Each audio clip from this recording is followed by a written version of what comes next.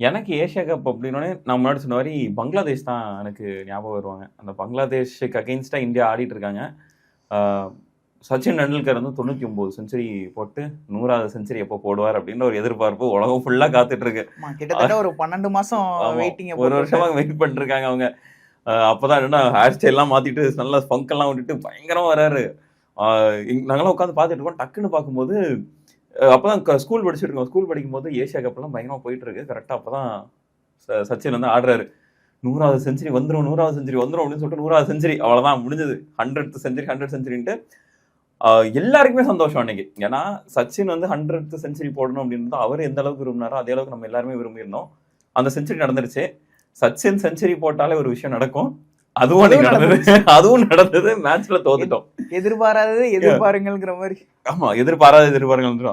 So பங்களாதேஷோட அந்த whole இதை பாத்தீங்க அப்படின்னாலே ஸ்கோர் கார்டை பார்த்தாலே 50s 40s 50s 40s தான் இருக்கும். அந்த அளவுக்கு ஒரு டீம் பெர்ஃபார்மன்ஸை கொடுத்துருப்பாங்க. எப்படியாச்சும் சச்சினோட 100வது செஞ்சுரியை நாங்க ரூயின் பண்ணணும், அந்த டே ரூயின் பண்ணணும் அப்படின்ற கங்கணம் கட்டிட்டு வந்து ஆடின மாதிரி இருந்தது அந்த கேம்ல எல்லாம். எதுவுமே பண்ண முடியல. யாரு வந்தாலும் ஆடுறாங்க. அவங்க வந்து அதிரடியா ஆடிட்டாங்க அவ்வளவுதான். 10 பால்ல 20 ரன் 30 ரன் அடிச்சிட்டாங்க அப்படின்ற மாதிரி கிடையாது. எல்லாரும் வந்தாங்க, அவங்களுக்கான ரன்ஸ் அப்படி நீட்டா கால்குலேட் பண்ணிட்டே இருந்தாங்க.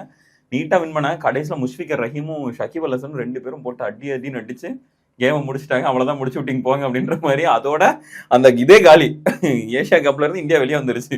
அந்த மாதிரியான ஒரு கப் அது.